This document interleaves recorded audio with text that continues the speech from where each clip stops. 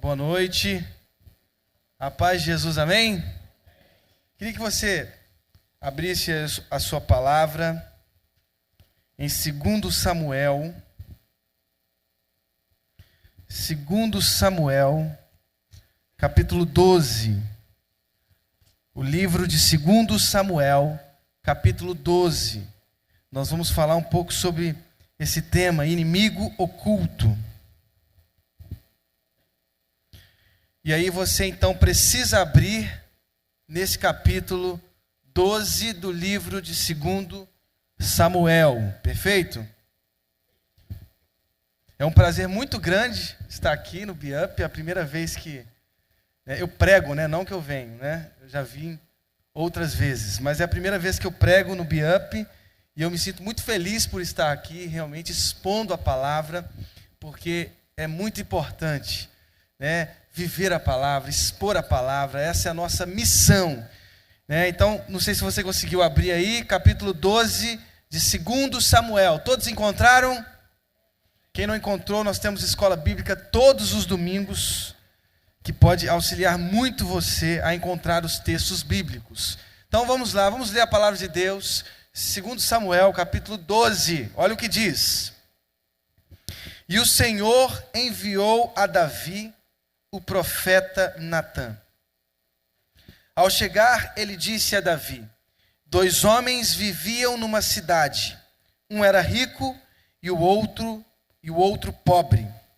O rico possuía muitas ovelhas e bois, mas o pobre nada tinha, senão uma cordeirinha que havia comprado. Ele a criou e ela cresceu com ele e com seus filhos. Ela comia junto dele, bebia do seu copo e até dormia em seus braços. Era como uma filha para ele. Certo dia, um viajante chegou à casa do rico e este não quis pegar uma de suas próprias ovelhas ou de seus bois para preparar-lhe uma refeição. Em vez disso, preparou para o visitante a cordeira que pertencia ao pobre. Então Davi encheu-se de ira contra o homem e disse a Natã: juro pelo nome do Senhor, que o homem que fez isso merece a morte. Feche seus olhos nesse momento e nós vamos falar com Deus. Depois a gente vai ler outros textos, mas eu queria que nós já orássemos nesse momento. Senhor, muito obrigado por essa noite.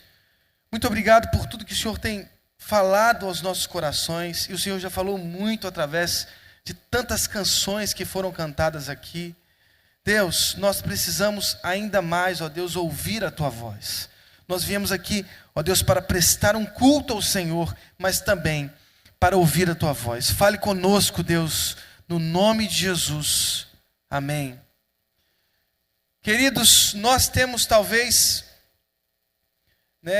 parece que é até uma questão da própria humanidade. Nós temos a mania de terceirizarmos os nossos erros.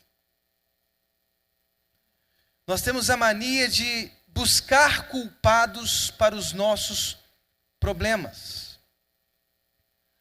De tentar revelar os nossos inimigos. Parece que o objetivo humano é não se culpar das coisas que acontecem. Normalmente nós damos outros nomes, encontramos outras pessoas e fazemos desses nomes e dessas pessoas os verdadeiros culpados dos nossos problemas. Eu não sei se você já percebeu isso, mas nós temos a mania de apontar os nossos dedos, revelando que esse outro para quem aponto é realmente a causa dos meus problemas. Isso é muito comum, gente. Talvez você não esteja acreditando nisso, mas eu recebo muitas pessoas do gabinete pastoral todas as semanas. Todas as semanas, o tempo inteiro, irmãos. Eu faço atendimento às vezes 7 horas da manhã. E às vezes termino o atendimento meia-noite, 1 hora da manhã. Então, eu sei o que eu estou dizendo. Muitas são as pessoas que pegam seus próprios dedos e tentam apontar para outras, tentando descobrir nelas os seus reais problemas. Nós temos essa mania. Eu não sei se você já experimentou isso em sua própria vida. É engraçado quando, por exemplo, um marido vem abrir o seu coração. E a narrativa que nós ouvimos desse marido, e não é uma questão de gênero não, porque também quando uma esposa vem, a narrativa sempre é a mesma. Pastor, ela é uma jararaca, pastor. Ela está cheia de problemas, pastor, ela fala muito, a língua dela é descontrolada, pastor. Pastor, ele é muito grosso, pastor. Ele não me ama, pastor. Ele ama mais o trabalho, pastor. Ele ama mais os amigos, pastor. Ele ama mais a pelada do futebol que ele vai toda semana, pastor. Ele não dá atenção para mim, mas para os amigos ele dá atenção. Para o trabalho ele dá atenção. Para a pelada ele dá atenção. Entenda a pelada aqui como algo que represente o esporte, viu? Pelo amor de Deus. Ele dá mais atenção para uma pelada, para o encontro com os amigos. Normalmente são essas as narrativas daqueles que procuram os seus reais problemas. Eles tentam terceirizar, não sou eu o culpado, é como se eles viessem aqui, eles viessem na igreja, marcassem na agenda da secretária da igreja, um gabinete com um dos pastores da igreja, para que ele venha então e grite que ele não é o culpado. Ele não é o culpado. Talvez eu entenda, talvez eu compreenda melhor esse grito quando eu leio esse texto de 2 Samuel, capítulo 12. Quando eu ouço esse verso, então Davi encheu-se de ira contra o homem e disse a Natã: juro pelo nome do Senhor que o homem que fez isso merece a morte. Talvez eu compreenda um pouco mais, não só o texto, mas também os gritos desses que procuram os gabinetes pastorais, que procuram as terapias, que procuram as análises. Elas vêm porque no fundo elas querem gritar: a culpa não é minha. Você já passou por isso? Seja verdadeiro, seja real, seja honesto. Você já quis culpar alguém por causa dos problemas que você enfrenta ou já enfrentou? Mas é muito nítido, é muito claro. Não, pastor, a culpa é do diabo. A culpa é do diabo. Eu estou achando que um dia o diabo fala assim: Deus, pelo amor de Deus, essa vez não fui eu estava lá na Austrália, tentando outras pessoas, não fui eu esse momento. Nós culpamos tanto o diabo, terceirizamos os problemas. Você já viu gente assim? Que culpa o diabo, que não quer enxergar as reais causas, e porque não querem enxergar as reais causas, acabam culpando o próprio. A culpa é da legião, pastor.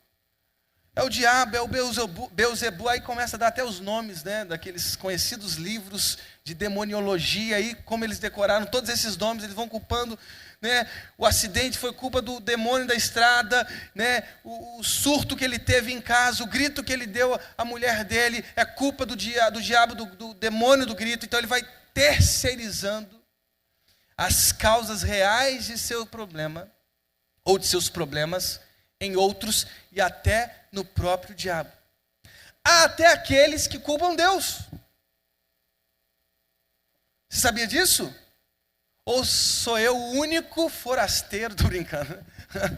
Ou sou eu o único forasteiro que não sei dessas coisas? Queridos, há pessoas que, porque querem fugir de suas reais causas, das causas reais de seus problemas, porque querem fugir, acabam por culpar Deus, culpando o próprio Deus. Eu sofro porque Deus quis. Eu sofro porque Ele me abandonou. Eu estou nessa situação em meu casamento porque Ele me abandonou. Eu estou solteira até agora porque Ele me abandonou. Eu estou encalhado até esse momento porque Ele me abandonou. Vocês estão rindo, né? Deus me abandonou. Há pessoas que, porque querem fugir das reais causas de seus problemas, que acabam culpando o próprio Deus. Deus é o culpado da minha situação. Deus é o culpado do meu casamento. Deus é o culpado do porquê o meu filho está fora da igreja. Deus é o culpado de tudo isso. O diabo é o culpado. Eles são os culpados. Os tios dele. Nunca reconhecemos nós dentro do problema. Porque talvez você esteja solteiro até hoje porque você é muito criterioso. Começa a falar, pastor, vamos lá. Não é verdade? Talvez você seja uma pessoa cheia ou cheio, para não ficar uma coisa de gênero aqui, de critérios. Você é um cara muito perfeccionista. Pastor, eu quero uma esposa que tenha um cabelo que, quando o vento vem, os fios do cabelo dela vão pelo ar. Pastor, eu quero uma esposa que fale corretamente o seu português, com todas as regras da gramática sendo respeitadas em cada oração que ela... Queridos, além disso, pastor, eu procuro uma mulher que faz desenhos de flores e de rosas em suas próprias unhas e que aperfeiçoam os seus pés. Queridos, tinha um amigo meu que ele era assim, que ele olhava para o pé de uma menina. Doente o rapaz, aquele cara, doente. Eu estou falando sinceramente. Ele olhava para a menina, começava a conhecer, e ele pedia, querido, tem como eu ver o seu pé, só para saber assim, se a gente pode continuar a conversa. Ele tinha que ver o pé, se o pé era bem feito, ele namoraria, se não, ele sairia fora. Eu estou falando real, isso é caso real, irmãos. Caso real, irmãos. O cara era tão perfeccionista que até os pés, meu irmão, mas para que olhar para pé, meu irmão? O pé pode cobrir com meia, com tudo, com sapato. Tem pessoas que são perfeccionistas. Pastor, ela precisa cantar com aquela voz, ela precisa cantar ópera, pastor. Além de cantar ópera, ela precisa falar 5 idiomas, pelo menos 5 idiomas, pastor. Mas para que tanto idioma, irmãos? Para que tanto idioma? Ela precisa ter algumas formações, ela precisa ter pelo menos um mestrado, um doutorado. Queridos, talvez o seu perfeccionismo tenha levado você à solteirice. Talvez o seu verdade, estou falando sério. Para não ficar só nos homens, há mulheres que também são muito perfeccionistas. Pastor, eu quero um homem organizado. Pronto, você já excluiu 90% da humanidade, queridos.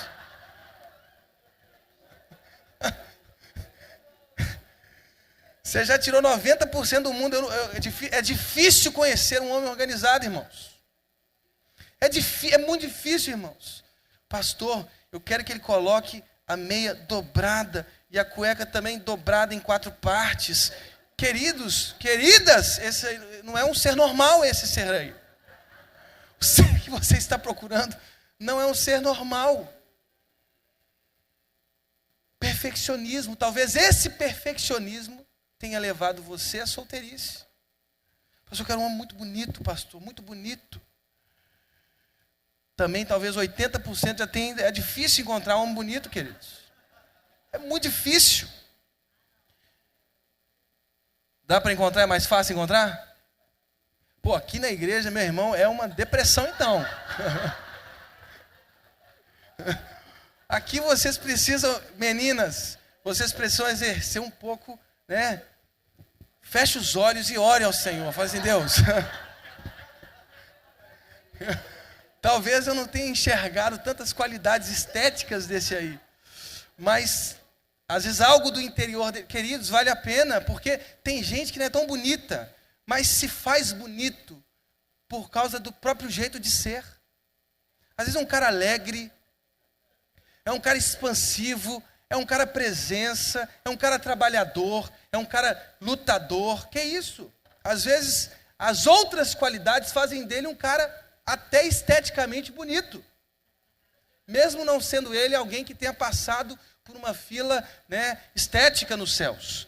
Mas queridos, queridas, pelo amor de Deus, às vezes esses tantos critérios que nós estabelecemos para um relacionamento tenham feito de nós, não nós, porque eu não me incluo nisso, alguém solteiro.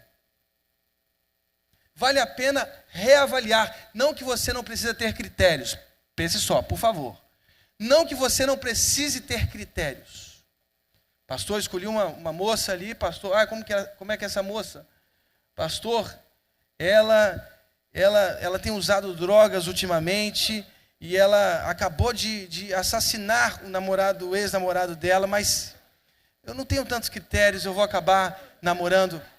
Não estou dizendo para você não ter critérios. Pastor, eu conheci um rapaz. Pastor, que rapaz bonito, pastor.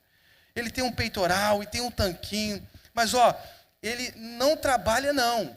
Aí ele não trabalha, ele perdeu o emprego. Não, é porque é um estilo de vida dele mesmo. O estilo de vida dele é não trabalhar. Então, qual o estilo de vida? Não, ele é um peregrino, pastor. Ele é um peregrino que vai caminhando pela existência, acolhendo os horizontes, a estética, e ele vai declarando suas poesias. Que tipo de vida é esse, irmãos? O mínimo de critério é importante. É importante que seja um rapaz trabalhador, que seja um rapaz de Deus, que seja um rapaz que te conduza aos pés do Senhor Jesus. Isso é importante, queridos, que seja uma moça, que seja uma moça que te conduza aos pés do Senhor Jesus, que seja uma moça presença, que seja uma moça que busque a glória de Deus. Tudo isso são critérios importantes, que seja trabalhadora, que seja estudiosa. Tudo isso é importante. Ter critérios é muito bom. Agora, ter critérios demais pode atrapalhar muito a sua vida relacional. Sabe por que eu gosto desse texto do capítulo 12? Eu te digo. Olha aí. Verso 6. Deverá pagar 4 vezes o preço da cordeira, porquanto agiu sem misericórdia. Aí diz o verso 7. Você é esse homem, disse Natã a Davi.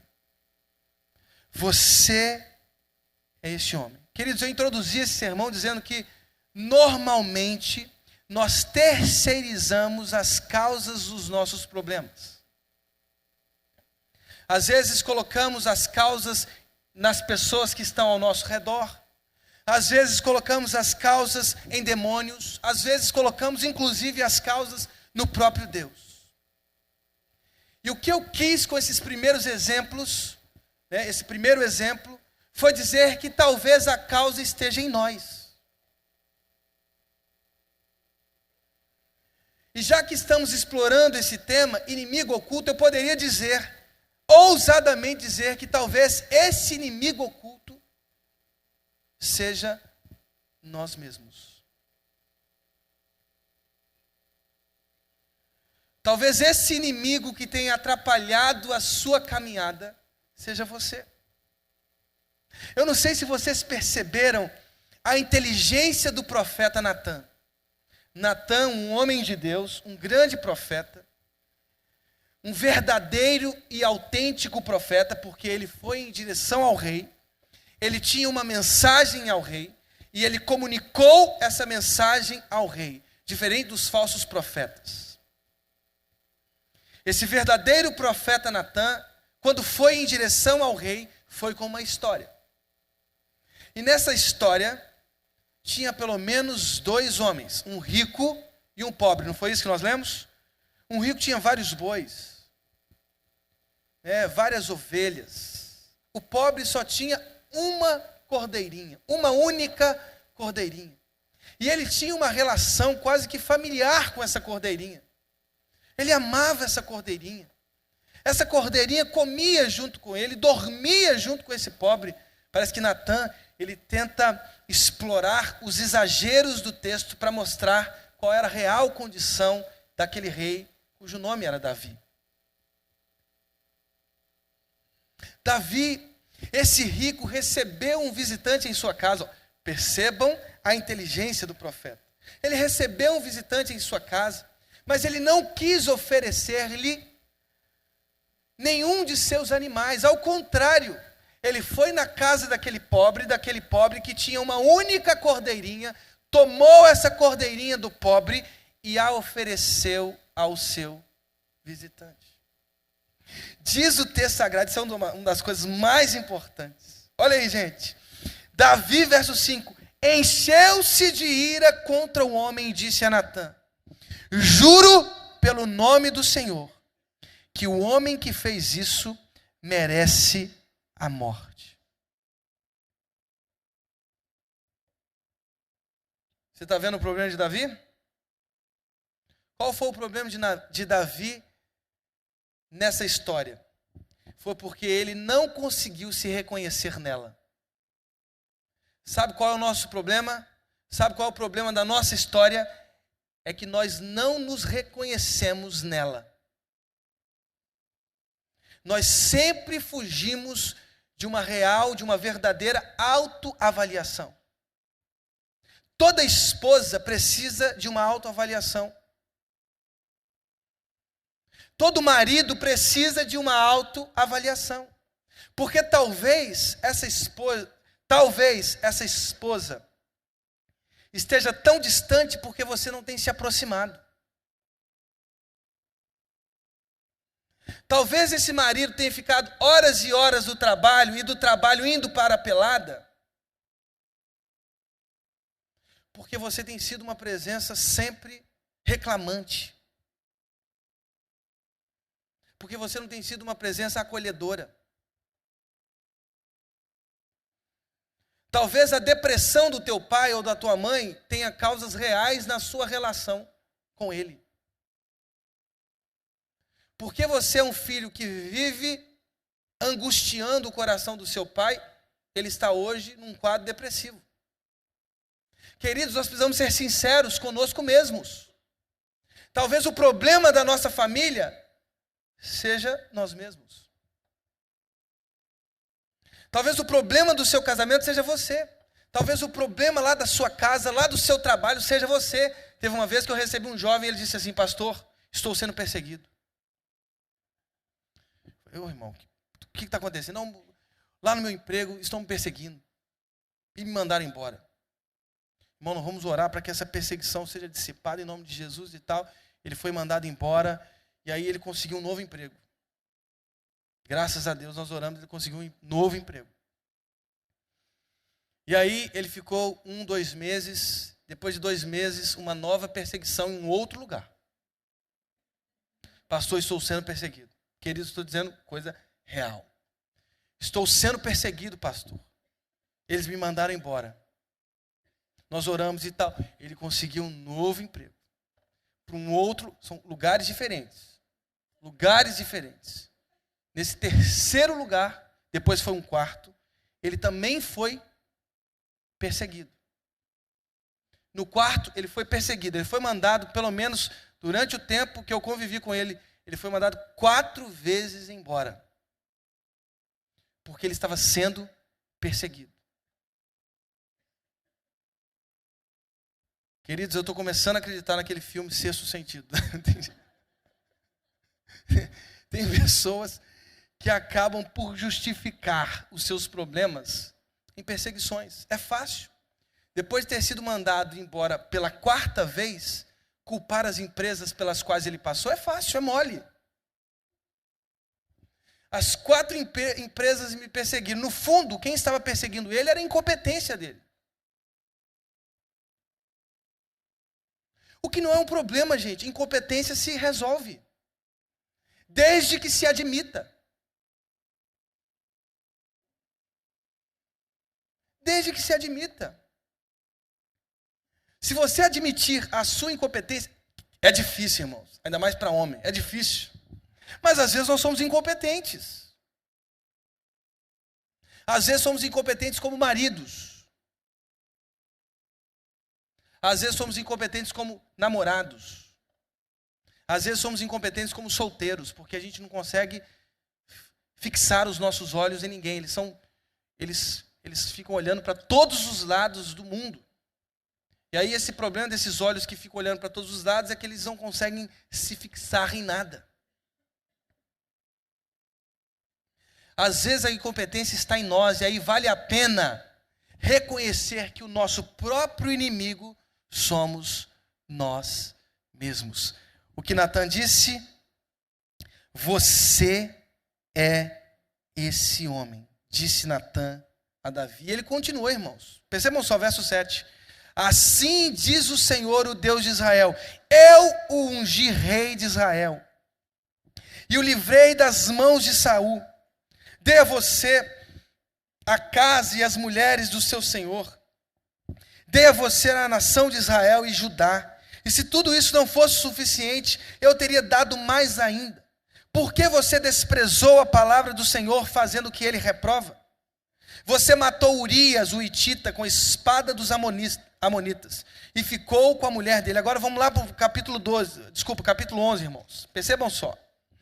Nós precisamos ler o capítulo 11 para entendermos e compreendermos, olha aí, para compreendermos por que Natã foi em direção a Davi e contou essa história. Olha o que diz no capítulo 11 de 2 Samuel. Na primavera, época em que os reis saíam para a guerra, percebam só, época em que os reis saíam para a guerra. Davi enviou para a batalha Joabe com seus oficiais e todo o exército de Israel. E eles derrotaram os amonitas e cercaram Rabá. Mas Davi permaneceu em Jerusalém.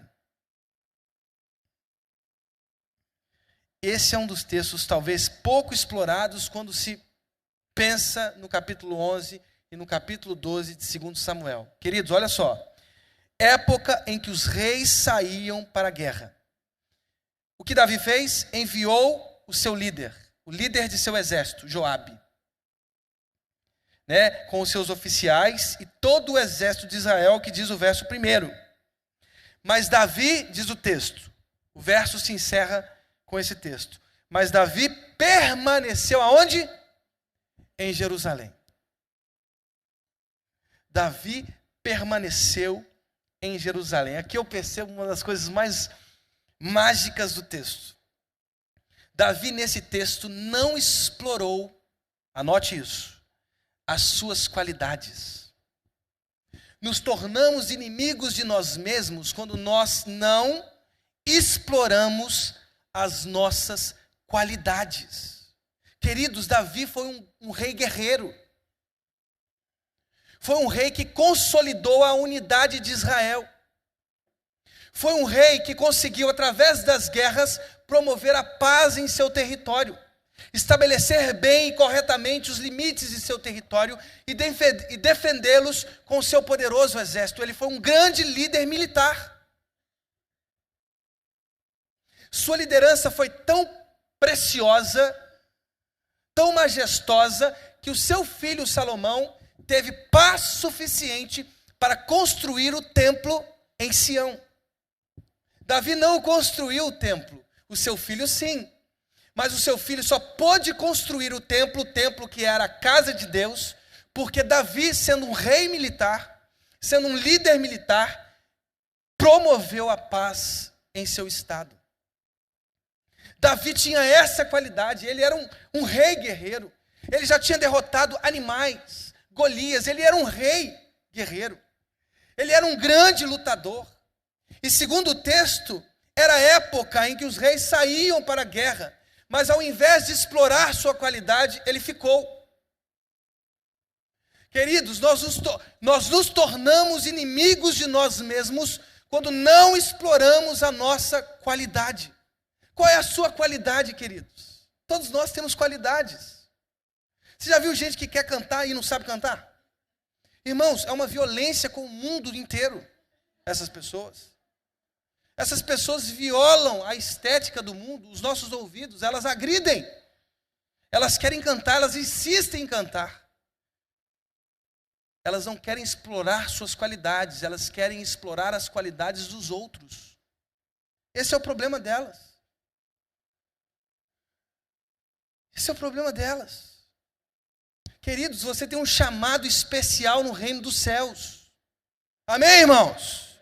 Você tem um chamado especial, você tem uma qualidade. Explore a sua qualidade, você será muito mais feliz do que explorando a qualidade de outros. Você já viu filho que foi forçado a fazer um curso pelos pais? Infelicidade, irmãos. Você já viu médico que não nasceu para ser médico? Eu encontro com vários o tempo inteiro. Os caras nasceram para ser açougueiros e assumiram essa função, médicos. Não desqualificando a açougueira, porque a açougueira vai cortando carnes, não desqualificando. A açougueira lida com carne morta, irmãos. Médico lida com carne viva. Há um ser pulsando naquele corpo ali. Você está entendendo a diferença? Há médicos que não conversam, que não sorriem, que não abraçam, que não tratam a integralidade daquela pessoa. Que são grandes diagnosticadores de problemas, mas que não conseguem olhar para os olhos do outro. Não conseguem receber qualitativamente as pessoas. Queridos, explore as suas qualidades. Qual é a sua qualidade? Ah, pastor, eu sou musicista. Explore a música. Não fique contabilizando quanto você vai ganhar ou deixar de ganhar sendo músico. Seja um músico. Você nasceu para ser isso. E creia que Deus vai te sustentar através da música.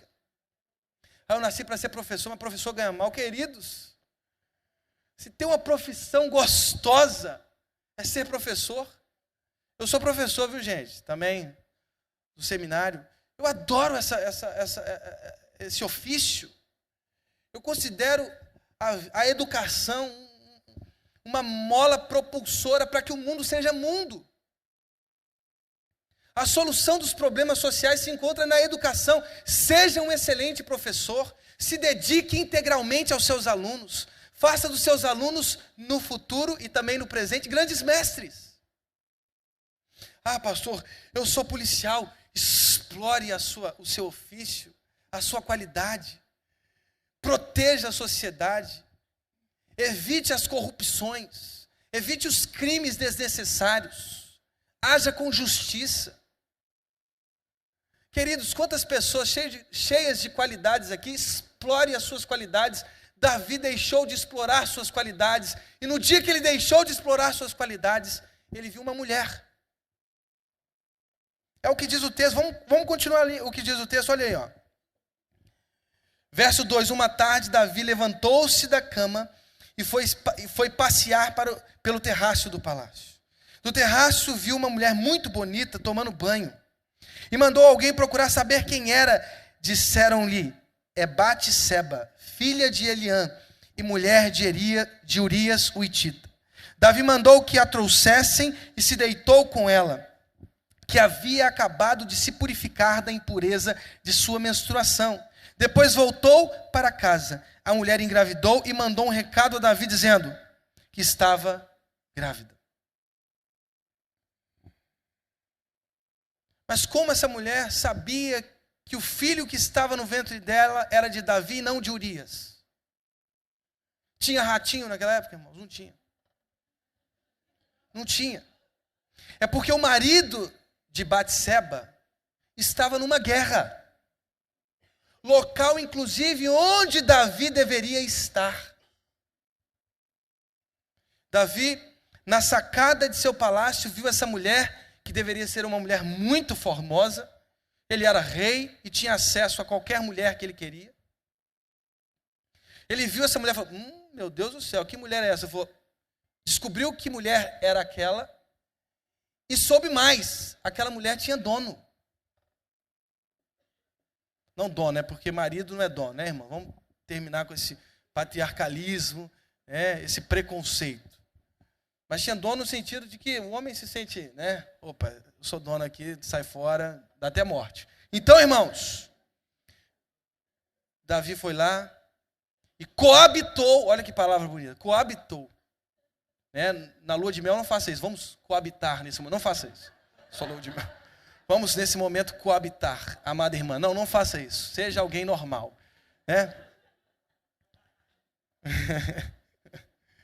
E aí, Davi teve um relacionamento sexual com ela. Qual foi a consequência? Um filho. Pastor, eu acho que Deus já botou um filho ali, simplesmente para corrigir Davi. Irmãos, essa interpretação sua é muito vazia. É muito vazia. Deus não vai colocar um filho no ventre de alguém para ensinar nada para ninguém. Aquela adolescente de 13 anos lá fez sexo com não sei quem, e aí Deus colocou logo um filho para ela, para prejudicar a vida dela. Que Deus é esse? Não precisa nem de diabo, irmãos.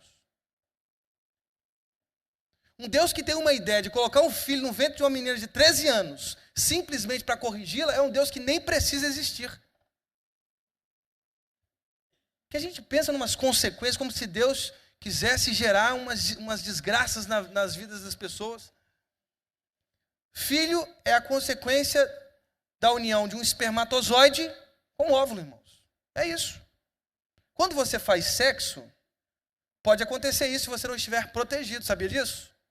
Não culpe Deus, foi simplesmente o seu espermatozoide que encontrou com o óvulo de uma outra pessoa e gerou um filho. É assim que se gera gente, viu, gente?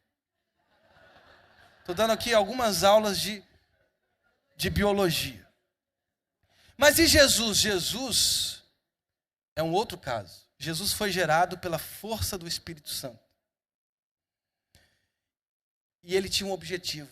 Ao gerar Cristo no ventre de Maria, ele gerou aquele príncipe da paz que nos salvaria. Deus, quando gera filhos, tem objetivos incríveis.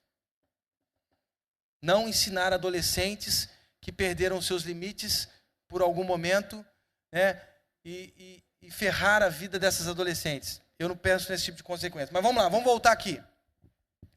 Queridos, ele olhou para aquela mulher, e aí ele coabitou com aquela mulher.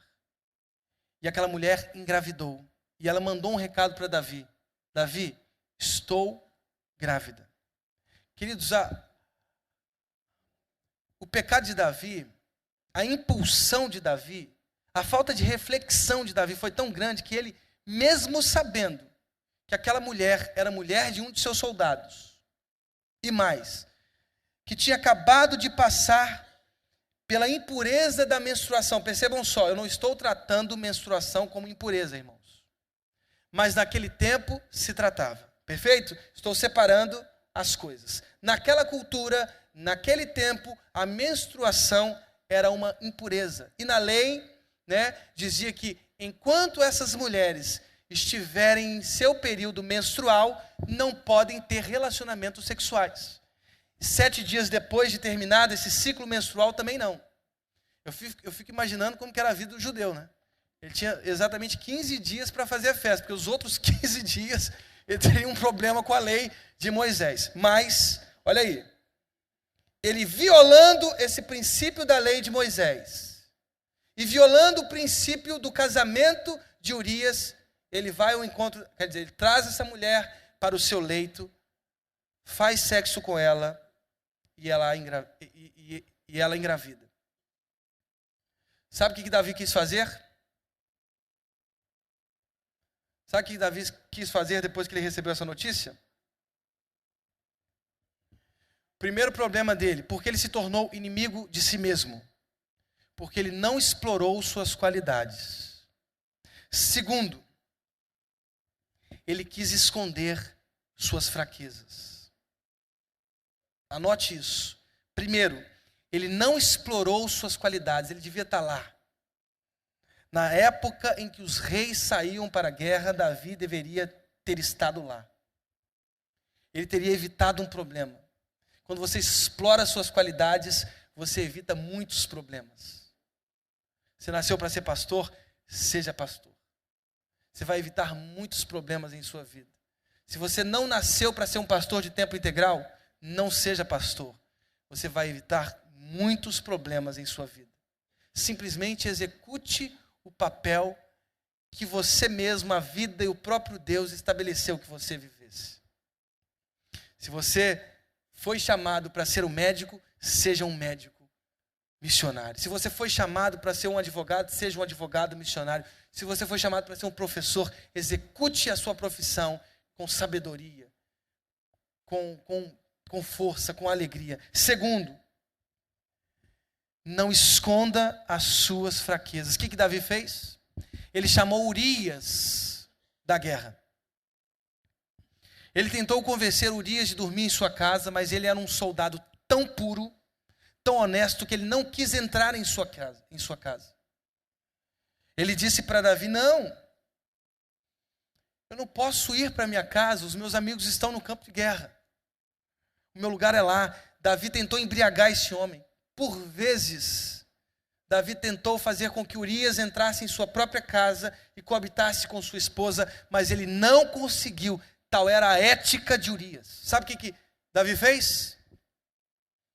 Para piorar sua situação, ele mandou Urias, conversou com Joabe, o líder de seu exército, e disse assim, ó, coloque Urias na comissão de frente dessa guerra. Onde estiver morrendo soldados israelitas, coloque Urias lá. Foi o que Joabe fez. Urias morre. E a notícia da morte de outros soldados com Urias foi consolada em Davi, porque ele soube que com os outros soldados Urias também morreu. O meu problema foi escondido. Ninguém vai poder ter acesso ao meu problema. Até que o capítulo 12 chega e um profeta chamado Natã conta essa pequena história do homem rico e do homem pobre. Agora você entendeu o porquê dessa história. Não esconda as suas fraquezas. Nos tornamos inimigos de nós mesmos quando nós tentamos esconder as nossas fraquezas. Alguns profissionais só não crescem em sua vida profissional porque tentam esconder suas fraquezas. Ao invés de aprenderem mais, de se capacitarem mais, de fazer uma pós-graduação, um outro curso que dê acesso a esse melhoramento, essas melhorias que estão aí, queridos. Estão aí, estão disponíveis. Nosso crescimento pessoal só depende de nós mesmos. Se você tem uma fraqueza, lute contra ela. Lute, procure o seu discipulador. Queridos, eu tenho um discipulador muito especial. Pastor Josué. E ali na sala dele, agora vai mudar para o lado de lá. Ali eu derramo os meus pecados para ele. Pastor, mas não sabia que o senhor cometia pecado, não. Irmãos, eu não sou Jesus Cristo, não. Sou humano como você. Carrego problemas como você carrega. Preciso de ouvidos maduros que me ouçam. Aí está a diferença. Ouvidos maduros. Se você tem fraquezas, revele suas fraquezas. Encontre o seu parceiro, o seu amigo, o seu discipulador, o seu pastor. Corra atrás do seu crescimento pessoal, do seu crescimento profissional. Ataque os seus pontos fracos. Quantas pessoas, porque não investem em suas fraquezas, não no sentido de aumentá-las, mas no sentido de combatê-las, acabam tornando-se inimigas de si mesmas.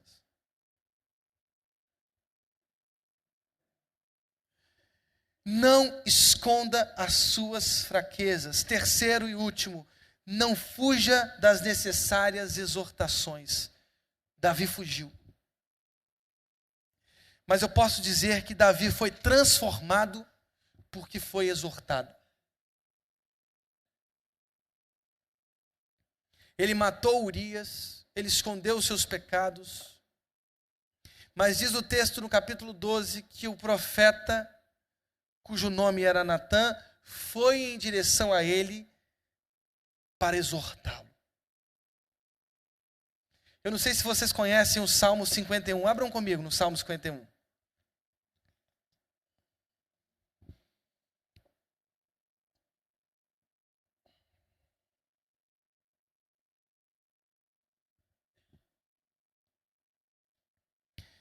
Esse salmo foi escrito justamente quando Natã, profeta Natã, foi ao encontro de Davi exortá-lo. Depois que Davi cometeu o adultério com Batseba. Olha o conteúdo desse salmo, irmãos. Salmo 51, a partir do verso 1. Tem misericórdia de mim, ó Deus, por teu amor, por tua grande compaixão, apaga as minhas transgressões. Lava-me de toda a minha culpa e purifica-me do meu pecado. Pois eu mesmo reconheço as minhas transgressões e o meu pecado sempre me persegue. Contra ti, só contra ti pequei e fiz o que tu reprovas. De modo que justa é a tua sentença e tem razão em condenar-me. Sei que sou pecador desde que nasci. Sim, desde que me concebeu minha mãe. Sei que desejas a verdade no íntimo e no coração me ensinas a sabedoria. Purifica-me com hisopo e ficarei puro. Lava-me mais branco do que a neve serei. Faze-me ouvir de novo júbilo e alegria, e os ossos que esmagaste exultarão. Esconde o rosto dos meus pecados e apaga todas as minhas iniquidades. Cria em mim um coração puro, ó Deus, e renova dentro de mim um espírito estável. Não me expulses da tua presença, nem tires de mim o teu Santo Espírito. Devolve-me a alegria da tua salvação e sustenta-me com o espírito pronto a obedecer. Então ensinarei os teus caminhos aos transgressores, para que os pecadores se voltem para ti. Livra-me da culpa dos crimes de sangue, ó Deus, Deus da minha salvação, e a minha língua aclamará a tua justiça. Ó Senhor, dá palavras aos meus lábios, e a minha boca anunciará o teu louvor. Não te deleites em sacrifícios, nem te agradas em holocaustos, senão eu os traria. Os sacrifícios que agradam a Deus são um espírito quebrantado e um coração quebrantado e contrito. Ó Deus, não desprezarás. Amém, irmãos? Esse salmo foi escrito por Davi justamente após a ocasião desse encontro tão especial de Natã com Davi. Queridos, nós precisamos das exortações da vida. Há pessoas que fogem das correções, fugiram das correções dos pais, fogem das exortações dos amigos, das exortações dos pastores, dos líderes, dos discipuladores, porque estão certos de que eles são autossuficientes. Vocês estão errados. Quem pensa assim está errado. Nós não nos bastamos, queridos, nós precisamos dos conselhos de pessoas que são queridas, estão próximas de nós.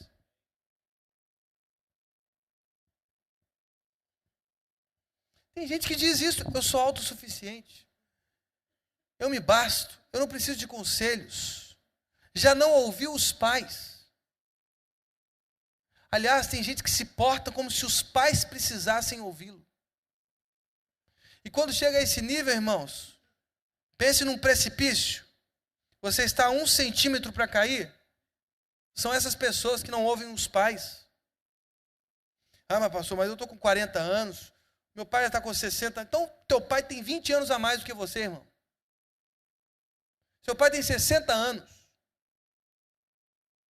Você tem que ouvir, mas eu estou com 40 anos, eu tenho experiência. Ah, tem experiência nada, irmão. Você está com 40 anos, mas precisa ouvir o seu pai.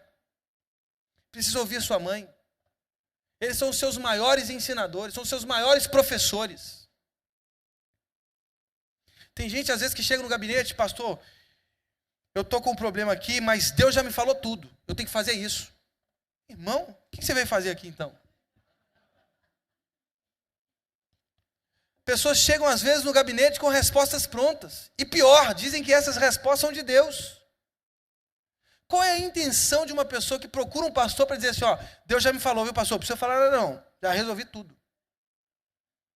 Deus já resolveu tudo, falou comigo e tal.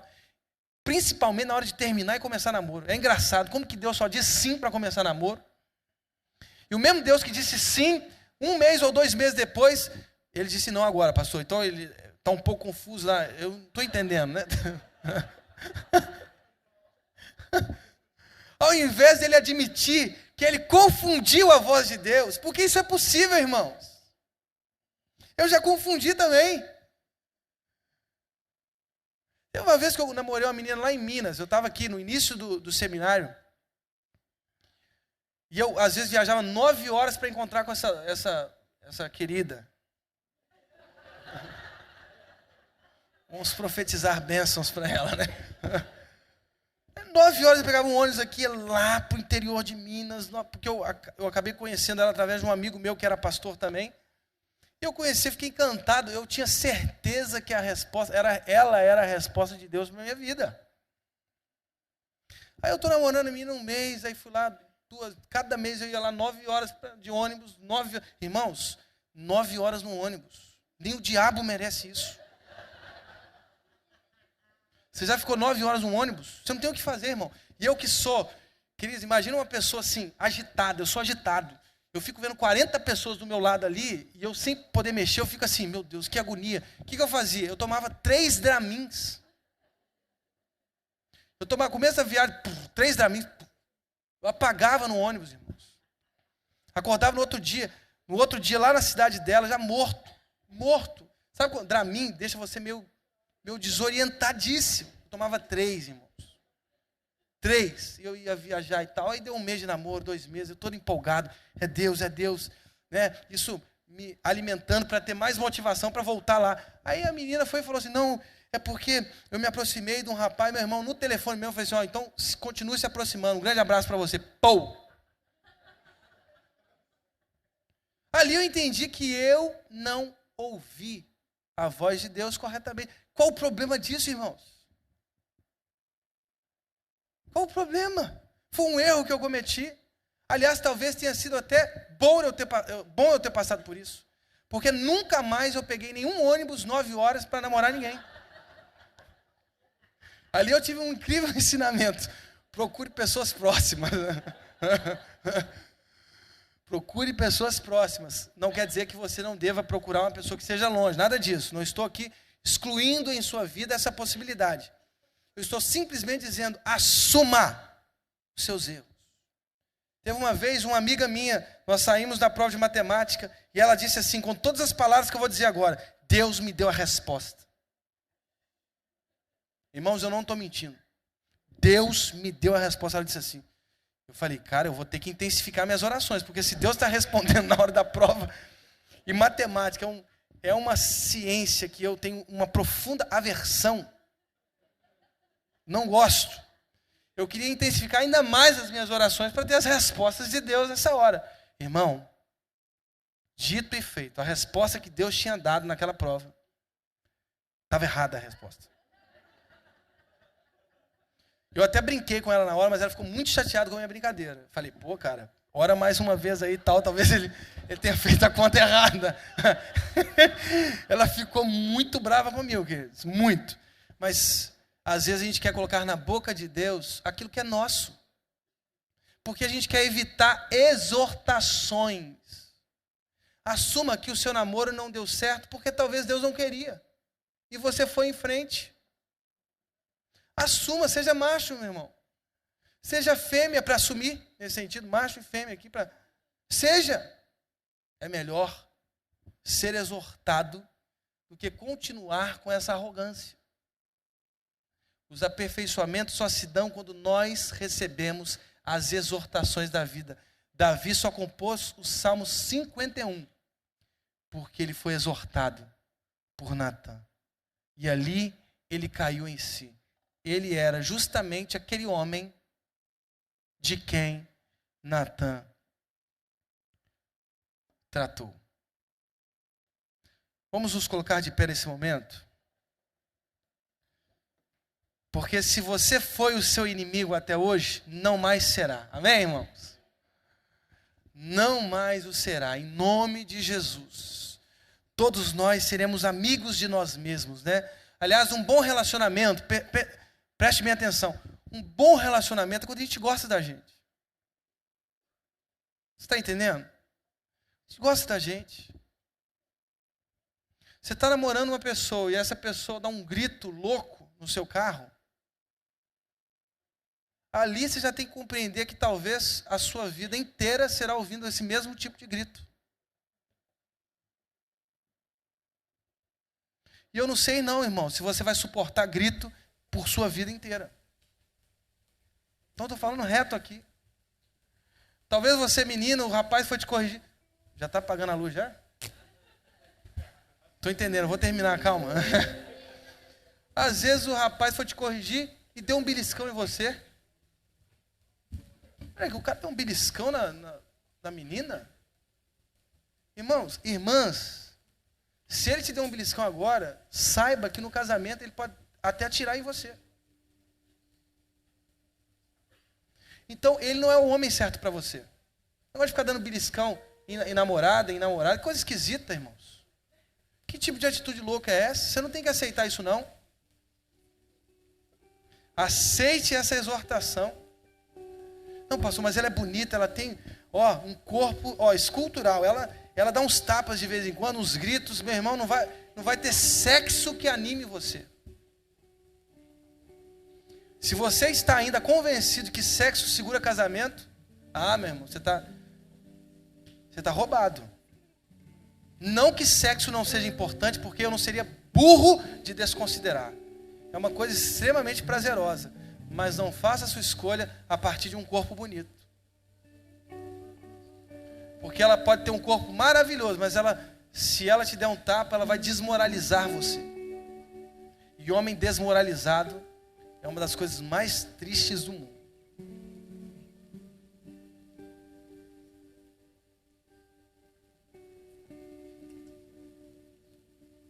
Feche seus olhos nesse momento.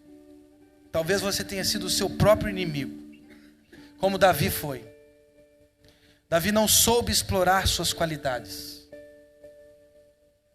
Davi quis esconder suas fraquezas. Para quê? Para que você tem que esconder suas fraquezas? Todo mundo aqui é fraco, irmãos. Não, mas o André Leono, ele canta tão bem, então ele é um cara forte. Não, ele é fraco também. Paulo, o apóstolo Paulo, irmãos, ele disse que era fraco. Quem é um dos que estão aqui no altar para dizer o contrário? Todos nós somos fracos. Não esconda suas fraquezas. Aceite as exortações do Espírito Santo de Deus. Você vai compor um Salmo 51. Quando eu digo isso você vai ter um casamento maravilhoso em nome de Jesus. Ter filhos maravilhosos em nome de Jesus. Um futuro maravilhoso, um futuro profissional maravilhoso. Pastor, o senhor é pregador de autoajuda? Não, irmãos. Simplesmente quando nós aplicamos certos princípios na vida, nós temos consequências ou boas ou terríveis. Quem estuda 18 horas para o Enem, certamente passará. Eu vi essa jovem esses dias, 18 horas por dia, a menina estudando para o Enem. Você que estuda meia hora e acha que é suficiente, você vai passar em qual Enem, irmãos? Em qual Enem que você vai passar? Nem a pau, né? Nem a pau que você vai passar. Se você faz uma pós-graduação, se você corre atrás de congressos, né, que pertencem ao seu ramo profissional. Eu estou em congresso X, irmãos, eu participo de congresso o tempo inteiro. O tempo inteiro. Porque eu não me considero pronto. E se você se considera pronto, hoje você tem que sair daqui com essa exortação. Você não é um ser pronto. Você tem que se equipar, você tem que melhorar enquanto profissional, você tem que melhorar enquanto esposa, enquanto marido. Ouça as exortações do Espírito Santo de Deus. Por 7 vezes no Apocalipse, no capítulo 2 e 3, há essa expressão: ouça o que o Espírito diz às igrejas. Ouça o que o Espírito diz às igrejas. Não seja o seu pior inimigo, seja o seu amigo. Explore suas qualidades. Reconheça as suas fraquezas e receba as exortações do Espírito Santo de Deus. Deus, nós estamos aqui em nome de Jesus. Nós estamos aqui para pedir, ó Deus, que o Senhor derrame a Tua bênção sobre os nossos jovens. Deus, quantas pessoas, que maravilha nós estamos vendo aqui, Deus. Que culto cheio de gente, que coisa linda, Senhor. Nós estamos aqui porque queremos adorar o Teu santo nome. Nós queremos reconhecer as nossas fraquezas, Espírito Santo de Deus. Nós somos fracos e precisamos da Tua ajuda. Nós somos fracos. Deus, mas mesmo sendo fracos, o Senhor nos revestiu de dons, de qualidades, de talentos. Deus, nós queremos explorar os nossos talentos, não para a nossa glória, mas para a glória do Teu nome, Senhor. Nós queremos receber as exortações da Tua palavra. Deus, abençoe cada jovem aqui, multiplique as bênçãos, em nome de Jesus. Derrame a Tua bênção sobre a nossa igreja, sobre essa juventude, em nome de Jesus, amém. Vamos adorar o Senhor, vamos adorar o Senhor.